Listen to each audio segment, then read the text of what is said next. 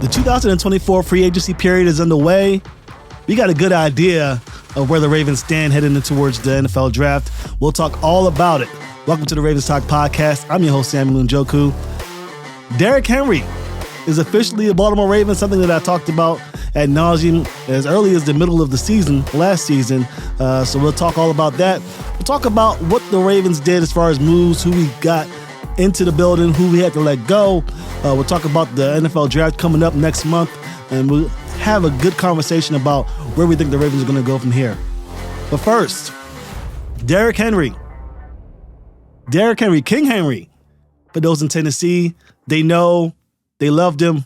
He's now a Baltimore Raven, something that really was set in stone as early as the end of the trade deadline in the 2023 season. If you guys remember, Derrick Henry was a focal point for the Ravens. They really thought that they can get him in. It didn't go the way they planned. Some internal strife, both in the Tennessee part of things and maybe a little bit in Baltimore, but mostly in Tennessee, that stalled that trade. But the writing was on the wall. We talked to Brian McFarland the last episode, and we said when there's smoke, there's fire, and we both fully expected Derrick Henry to be a Raven, and this free agency period got underway.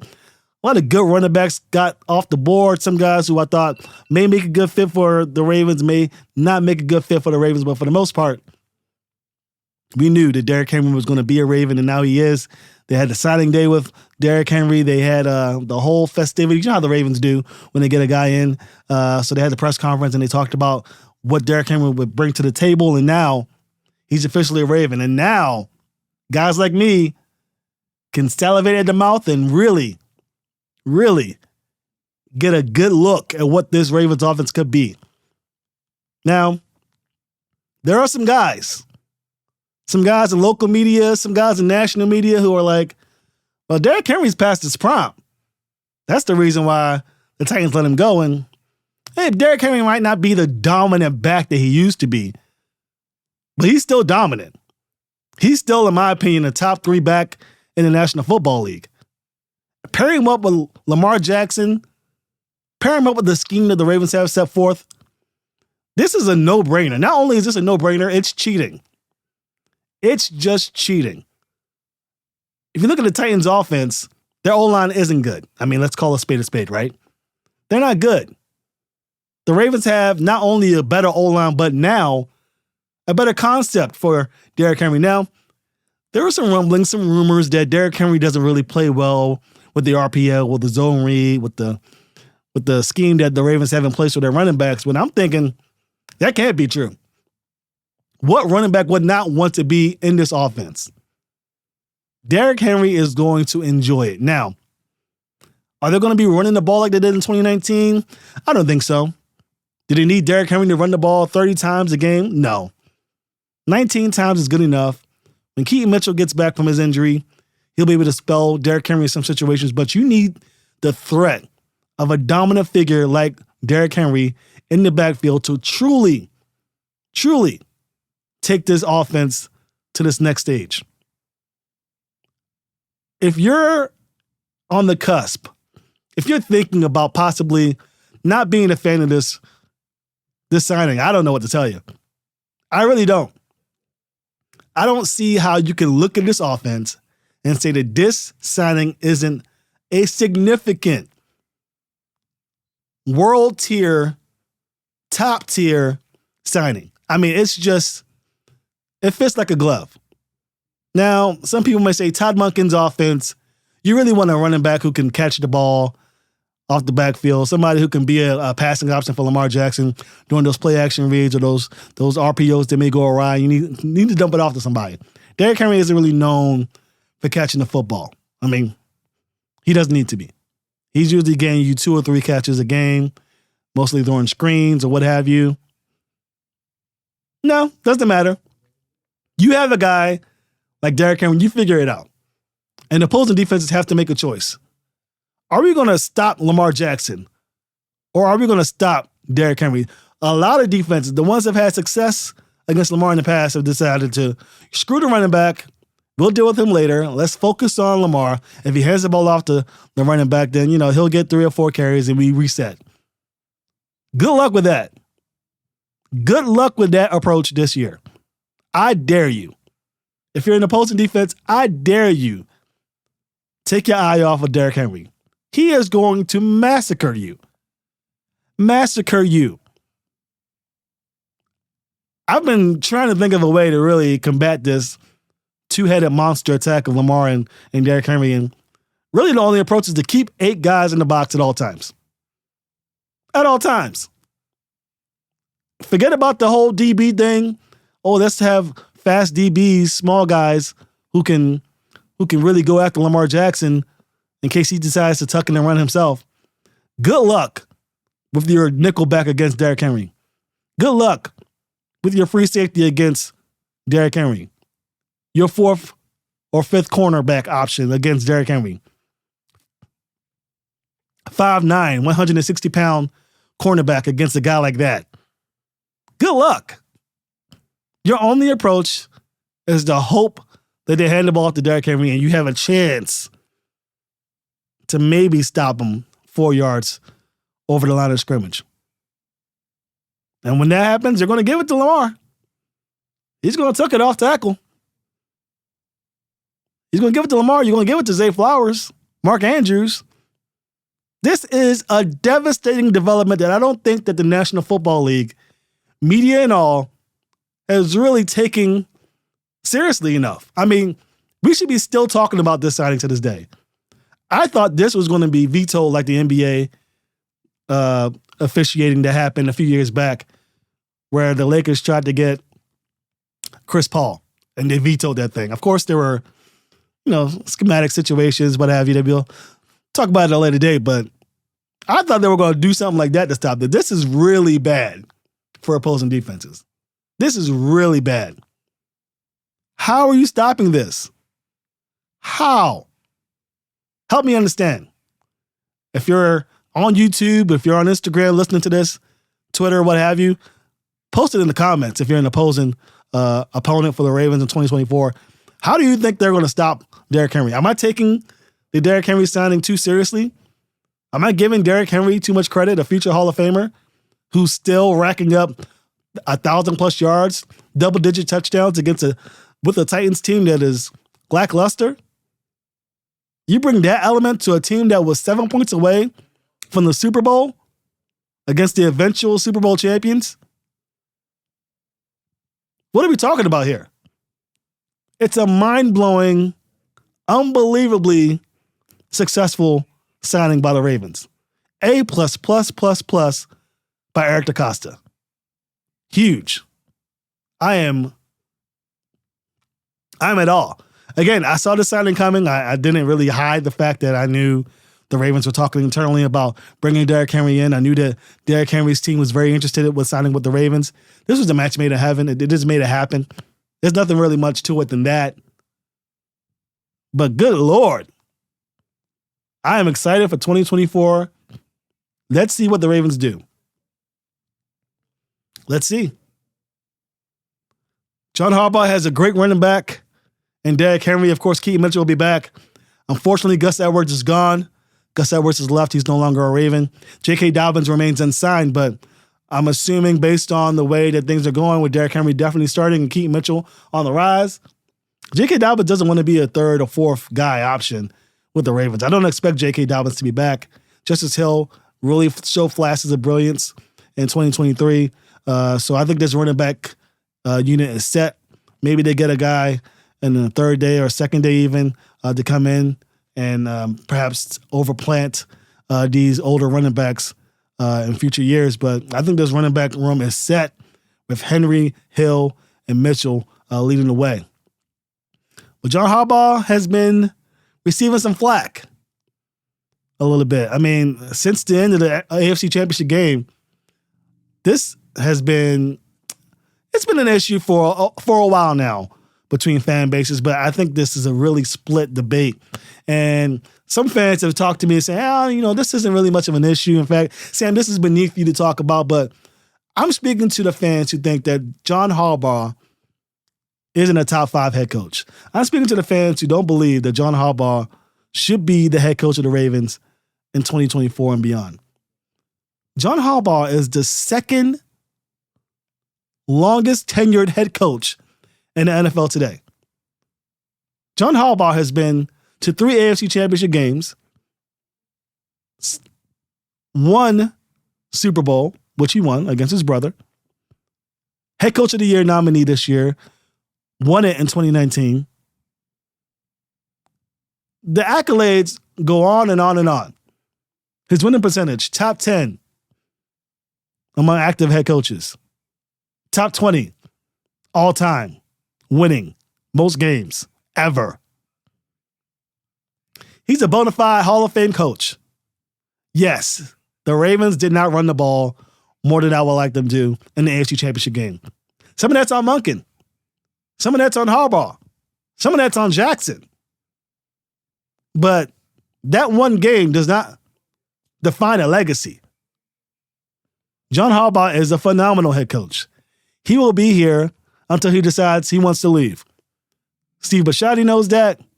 Eric DeCosta knows that. John Harbaugh knows that. I know that. It's time for you to be okay with that. To not just be okay with it, to accept it as a good thing. If John Harbaugh were to leave as the head coach of the Ravens today, he will be the head coach of an NFL team tomorrow. Teams will find a way. Oh, you got to go, sir. I'm going to get this guy to be my head coach. This guy knows how to win. This guy knows how to lead. Is his clock management great? No. But 99% of the head coaches in the NFL have poor clock management skills. His situational awareness, is it up to par? Sometimes. Sometimes not. But this is a small sample size to the overwhelming picture that is the John Harbaugh legacy as the Ravens head coach. He's been the head coach of the Ravens for 16 years. Mike Tomlin is the only coach with a longer streak of coaching for the same team, and that's with the Steelers at 17 years. Do you get what I'm putting down? Bill Belichick, widely considered to be the best head coach ever, was let go by the Patriots. He doesn't have a job. None as a DC, which is beneath him. I don't think he would be a DC. So let's stop the nonsense. I posted on Twitter that I thought John Harbaugh was the second best head coach in the NFL, only behind Andy Reid. You should have seen my mentions after that. I was getting floored with nonsensical tweets about how he doesn't do this well or how we can't get over the hump or yada, yada, yada. Do you know how difficult it is to win in the NFL? Can you even grasp how difficult it is to do what John Harbaugh has been able to do? It is extremely difficult. Extremely. So I don't understand where the flack came from, but it's my show. I thought it would be a great opportunity to get on here in front of the camera and tell you, relax. Relax. John Harbaugh's here to stay. I'm standing 10 toes down. I'm doubling down on my opinion that John Harbaugh is the number 2 head coach in the NFL, and he should have been number 1 if he had got the job done in the AFC Championship game, but that loss does not define him. It's a mark on his legacy, but it does not erase the legacy. And so we as fans of the game have to really separate that. Recency bias, and maybe in your defense, this has been going on for a little bit, even before the AFC Championship game. So this is really just affirming your belief, but I think you need to check yourself. If not John Harbaugh, then who? Mike McDaniel? Somebody say Mike McDonald, and I say, okay, yeah. He's a great DC, but how good of a head coach is he? We don't know. We don't know. We'll find out, but we do not know. Come on, guys. Let's talk ball. Let's know ball. John Harbaugh is a phenomenal head coach, and he is here to stay. I wish him well in this upcoming season. He definitely has the tools. We talked about Derrick Henry. We talked about him. What a huge addition he's going to be to this roster. So we'll see what he's able to work with in regards to that. But I'm 10 toes down with John Harbaugh. I think he's going to be a great coach this season and for years to come. And whenever he decides to leave, whenever he decides to pack up and ship off, it'll be because he's decided he's done. 16 years is a long time to be the head coach of a football team. Really long time. So I don't think he has 16 more years in him. I mean, I think I can agree with you there, but the quality of football that's being played by the Purple and Black in Baltimore, top notch. Top notch. I posed a question on Twitter, Instagram. I posed a question. Is John Harbaugh on the hot seat? There might not be a cooler seat in the NFL besides Andy Reid than John Harbaugh. I know Steve Bisciotti. I know what he's about. You guys ought to realize this. When the Ravens let go of Brian Billick in 2007, it's been a while, so I can't remember if this was said on camera or off camera, but I was sitting with the group of reporters at the Castle, Owings Mills. Steve Bisciotti said, I want a head coach that's going to be here for the long haul. I want what the Steelers had with Bill Cowher.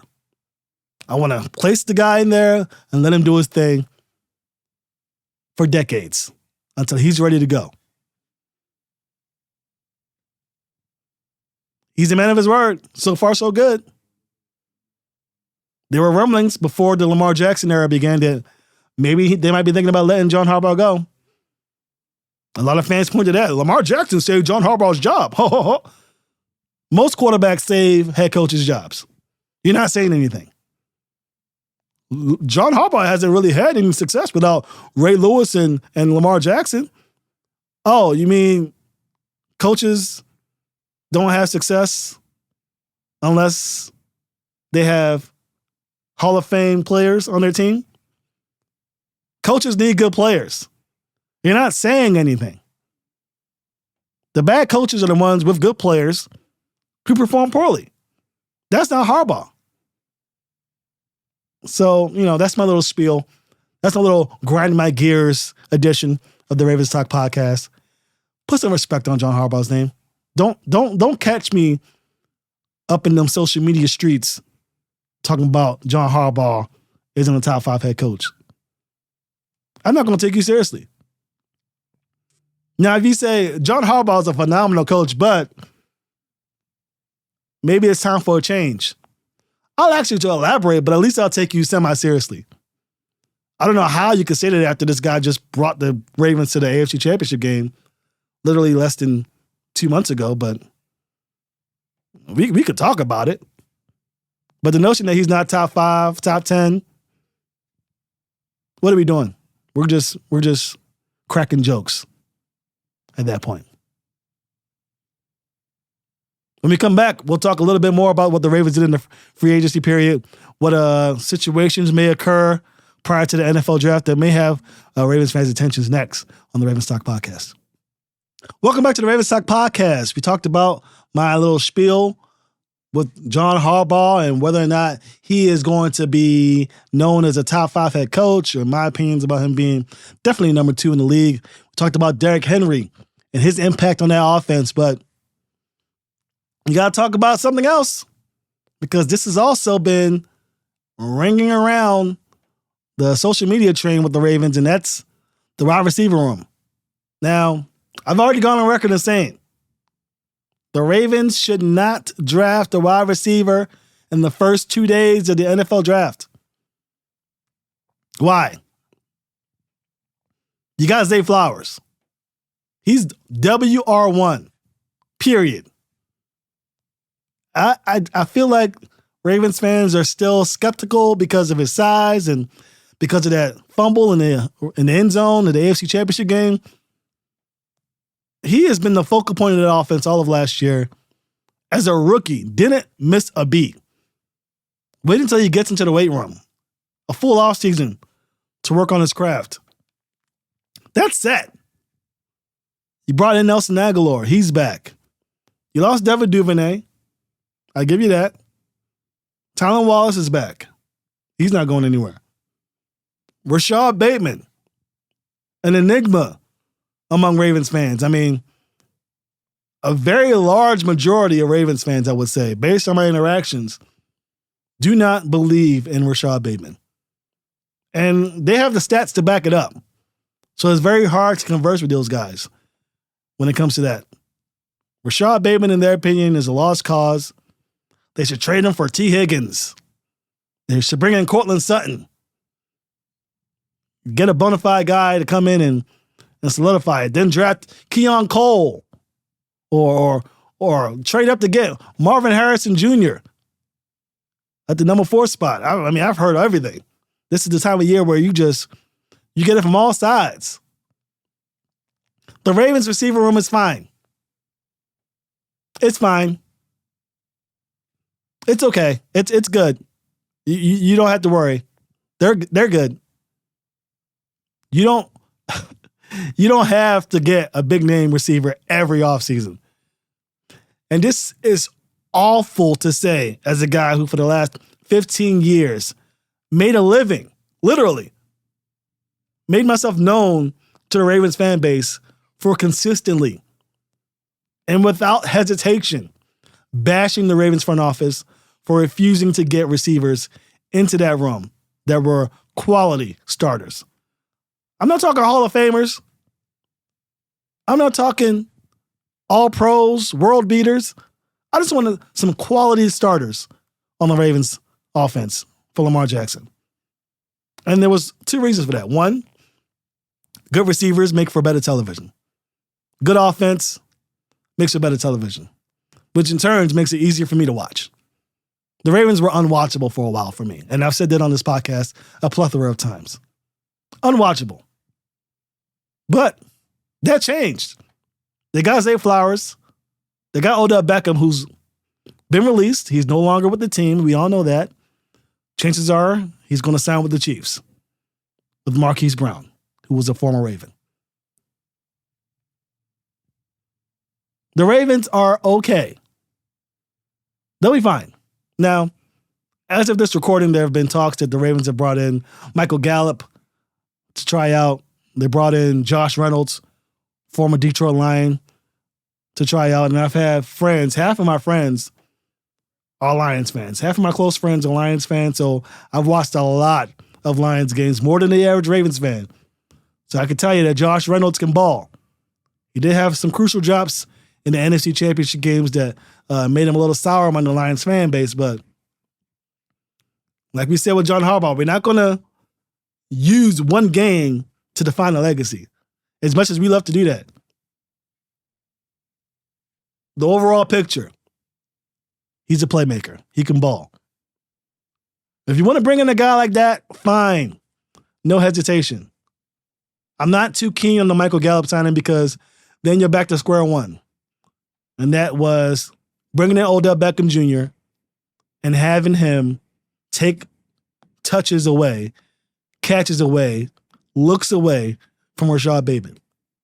And the Ravens realize now, and I know for sure the main reason they let Odell Beckham go, besides the money, let's be serious, besides the money, was that they need to see what they have with Rashad Bateman. And they are running out of time.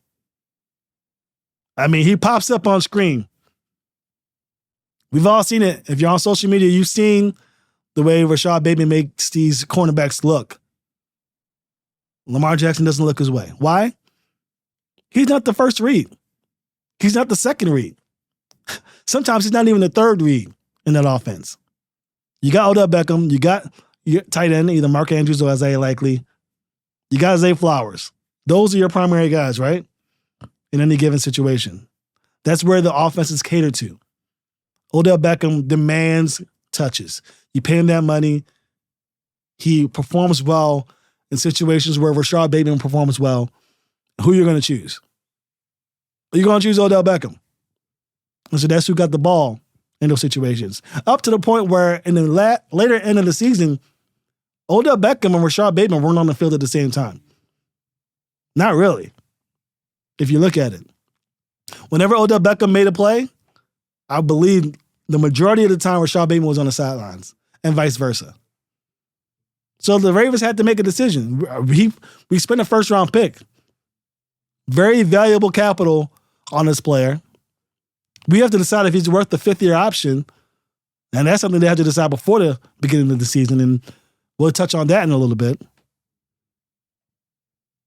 Let's see what we have.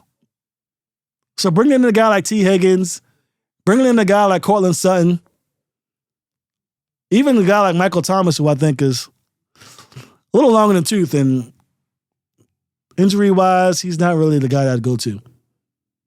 Bringing a guy like Josh Reynolds, I'm okay with. I think that a guy like Josh Reynolds will be fine. If not, go to the draft. You better not. And this is the saying I say almost every week now on the show. You better not spend a day one pick on a wide receiver this year. There are too many holes on this team. Too many holes. You don't have a pass rusher. Jadeveon Clowney visited with the Jets. They remain very interested. He's also had some interest with the Panthers and the Ravens. The Ravens aren't going to bring Jadeveon Clowney back. Why? Because they don't want to pay him what he's worth. I said it. I know Jadeveon would love to come back because, one, the Ravens revitalized his career. There's a chance he goes to the New York Jets and they don't do with him what the Ravens do. There's a chance he goes to the Panthers and they don't do with Jadeveon what the Ravens are going to do with him to put him in positions to make plays. So the Ravens revitalizing his career, maybe let's take another shot at a one-year deal, another prove-it deal. Maybe teams don't understand that I'm really back. And you take that shot with the Ravens on a lesser deal than with the Jets or the Panthers. And so we'll see. My understanding is that Jadeveon Clowney wants more money and the Ravens are like, cap's looking kind of tight. Why don't you go around and shop around and see what you can find? Kyle Van Noy, I love that guy on social media. I think he's one of the funnier guys along with Marlon Humphrey. He's chilling. I haven't heard anything from him. Unless I'm missing something. Did he sign with someone? I don't think so. Another guy they could bring back. But besides that, there are holes. They don't have a pass rusher. They don't have guards. They brought in Josh Jones to possibly be a swing tackle. And Patrick McCarr is assumably probably going to take that right tackle spot unless they do something in the earlier rounds of the NFL draft. They have holes. You cannot spend another first-round draft pick on a wide receiver. I'm sorry. Marquise Brown, Rashad Bateman, Zay Flowers. 3 receivers within recent years you spend a first-round draft pick on. You don't know what you got with Rashad Bateman yet. It's been 4 years coming up. You don't know. You don't quite know. The stats aren't there. You got something with Marquise Brown. You did, but your offense wasn't what he wanted. So he went on to supposedly greener pastures and had, albeit a worse time with the Cardinals than he would hope, but he's a Patrick now. He's Tyreek Hill 2.0 or 0.5, depending on where you stand. He's going to get looks. His numbers are going to look good. So you had someone with Marquise. You traded him away for Tyler Linderbaum. A trade that, in hindsight, totally favors the Ravens. So no shot in the dark there on the Ravens side. You bring in Zay Flowers, who have, like I said, looks to be WR1 to me. Looks to be the number one wide receiver guy to me. So why are you spending another draft pick? What are you trying to prove? Are you really trying to spend huge, valuable capital at a time where you have holes aplenty? For what? I tell you what, if you spend a day one pick on a wide receiver, Rashad Bateman has to leave. You can't stay. The writing will be on the wall. It will be right there. No shot. So, Rashad Bateman, 5th-year option coming up. The Ravens had this problem the year before with Patrick Queen. The Ravens decided not to exercise that fifth-year option. Patrick Queen's now a Pittsburgh Steeler. And we'll touch on that coming up next. But you have another opportunity to get a fifth-year option. It'll be about $14 million to bring him in for a fifth year following this season. Do you pull that trigger? Do you take the chance? If what you said in the end of the year press conference is to be believed, and if my belief that Odell Beckham took away targets from a now fully healthy 17-game regular season Rashad Bateman, you got to sign him. You got to get that fifth-year option in. Will it be more expensive if he turns out to be another 400-yard, 2-touchdown guy? Yeah. It'll suck. But you take that chance. Consider that a draft pick. That $14 million option. That's a risk, yes. But it's a risk with limited risk, I would say, because you see what's on tape. Yeah, he's not the main target. Yeah, he's dealt with some injuries. Yeah, he's dropped some passes in critical moments. He still has the skills, man. It's up to Rashad Bateman to prove it, but you brought in Odell to make a push at that Super Bowl championship. You came a game short. You lost a year of truly trying to figure out who he is. Gain that year back with the fifth-year option. Keep him through 2025, and let's see what you can do. Don't spend the draft capital, at least in the first day. Definitely not the first day. If you're doing it in day 2, maybe a little forgivable, but I'd really think the Ravens should wait to round 4 to really address the wide receiver position, if at all, and keep it pushing. Those are my thoughts. Some people disagree, and it's hard to argue with that. It's hard to argue. Bateman has been inconsistent, but I've seen enough where I would say, just give him that fifth-year option. Let's see, because you could have yourself a bona fide winner. And if you get a fully capable Rashad Bateman with a explosive Zay Flowers and a Derrick Henry in the backfield we talked about in the beginning of the show, you've got magic. You've got magic. But we'll see. Ball's in the Ravens' court. Let's see what the Ravens do. When we come back, we'll talk about some guys who left via free agency to the AFC North. Interesting. Next on the Ravens Talk Podcast. Welcome back to the Ravens Talk Podcast. We talked about the additions of Derrick Henry, Josh Jones coming in, Chris Board being brought back. A lot of new faces, but a lot of old faces are jumping ship. Geno Stone is now a Cincinnati Bengal. Tyler Huntley, former Pro Bowl backup QB for the Ravens. He's in the AFC North too. He's a Brown? What? Patrick Queen, the dynamic duo along with Roquan Smith, a Pittsburgh Steeler. How do we feel? Well, it's mixed.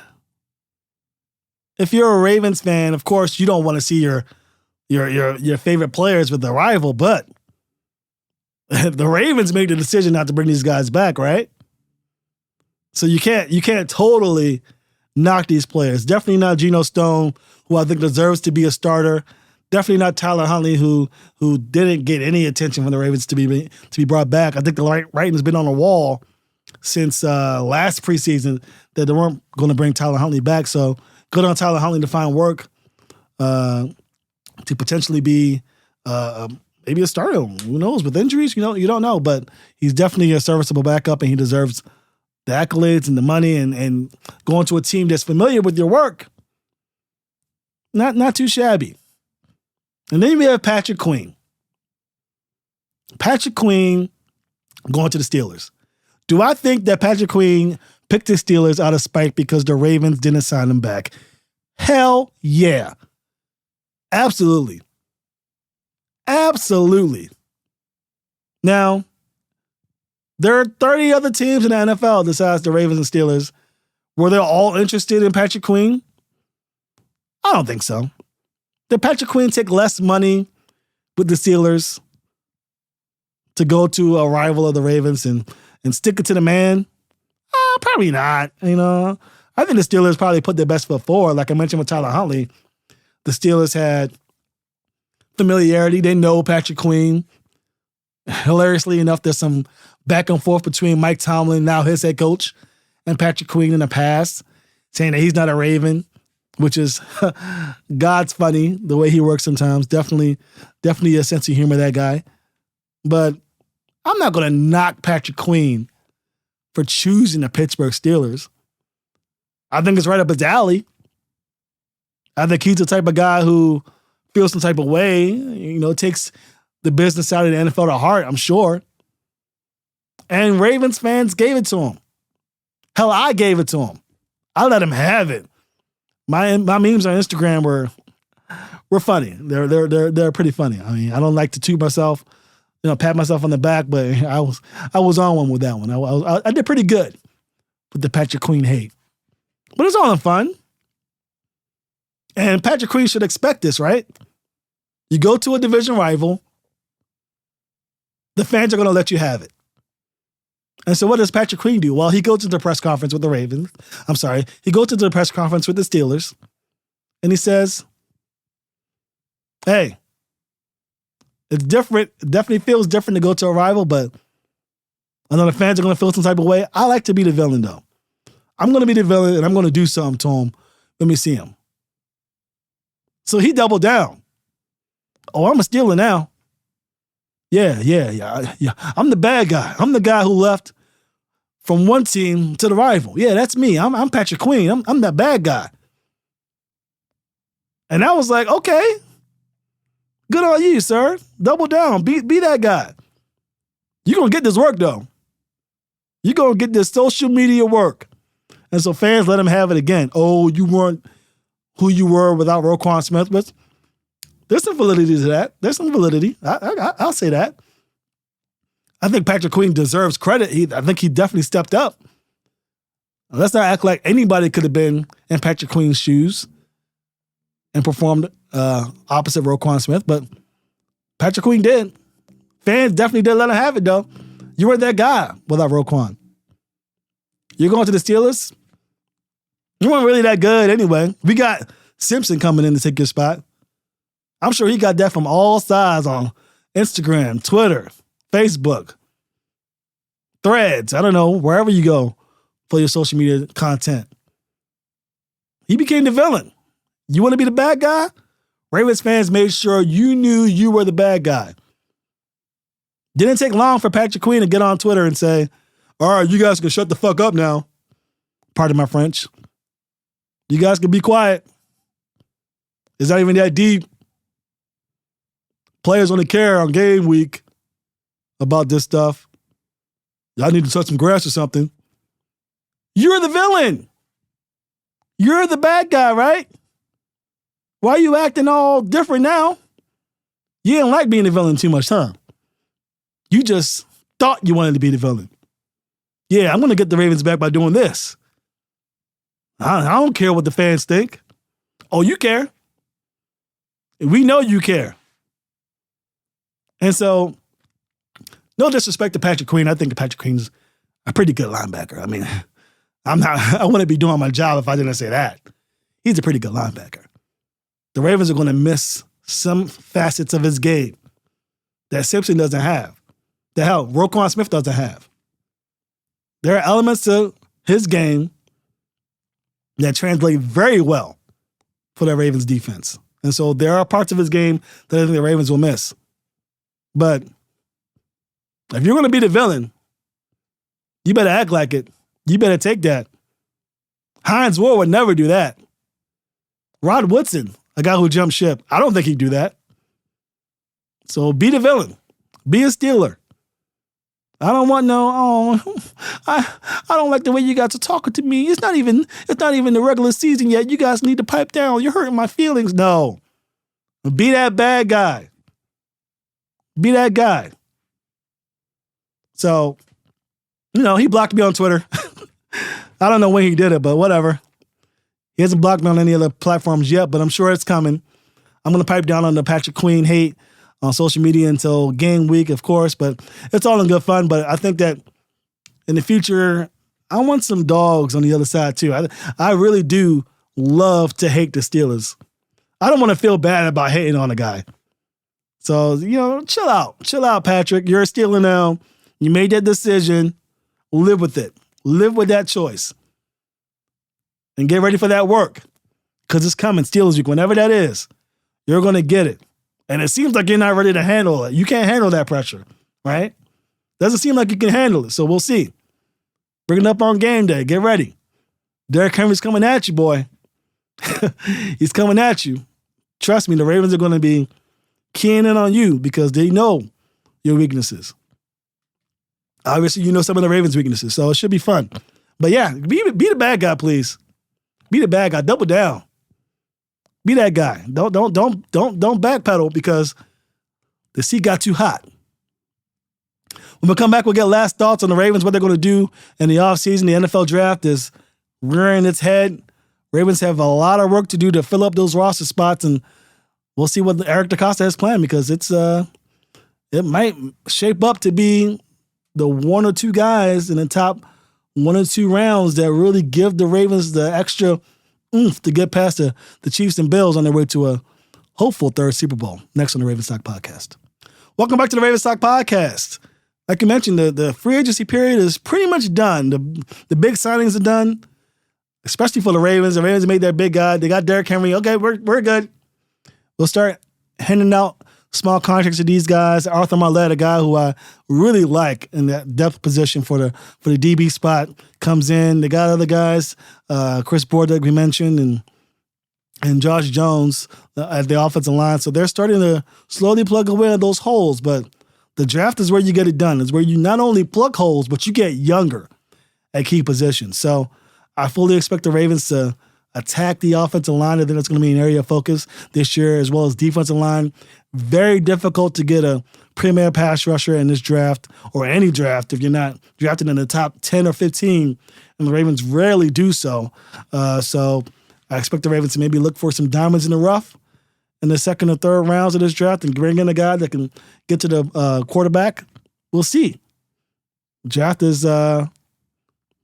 definitely a big deal this year because the Ravens had to get away a lot of talent, a lot of guys who are on cheap contracts and contributing big, guys like Geno Stone, guys like Patrick Queen, who we just talked about. So it's going to be an interesting draft. We need to make sure if you're a Ravens front office guy that you're really rocking on all cylinders come this draft. The Ravens are lucky.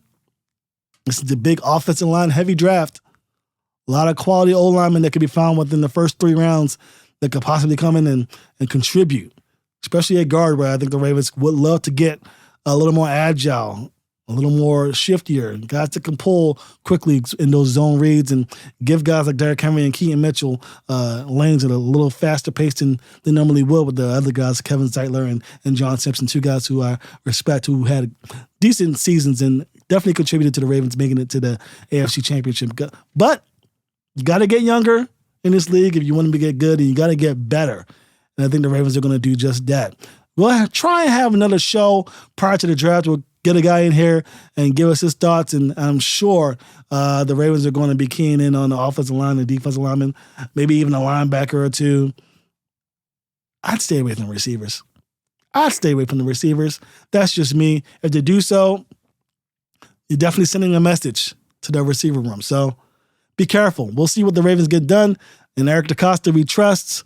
I trust him. You'll never get any flack from me. You'll never get any shit talk my way in regards to that guy just because of what he did with Lamar Jackson and what he was able to do with Justin Madubuike, who we didn't even get to talk about. Madubuike, last time we were on the show, got tagged, but soon after, prior to the start of free agency, signs that extension, becomes the Ravens for a lot longer. Big kudos to the Eric DeCosta Eric DeCosta and in general and his team for getting that job done. I know it was very difficult with Lamar Jackson. I know it's nice to see them get it done with Justin Madubuike in a quicker and painless style, I would say. That's going to do it for us here at the Ravens Talk Podcast. Again, thank you so much for joining us. It's been a great free agency period. I got the guy that I wanted in Derrick Henry, and the Ravens are slowly plug away and get some other guys. Don't be surprised if they get a receiver, veteran receiver in here, but I do not expect the Ravens to attack the receiver position in the draft, at least not early on. Crazier things have happened. We'll talk again prior to the draft. We'll get some insight, some thoughts on what the Ravens will do, players that they might target, and maybe an undrafted free agent or two who I believe may make a splash for the Ravens upcoming. Until then, we'll see you next time.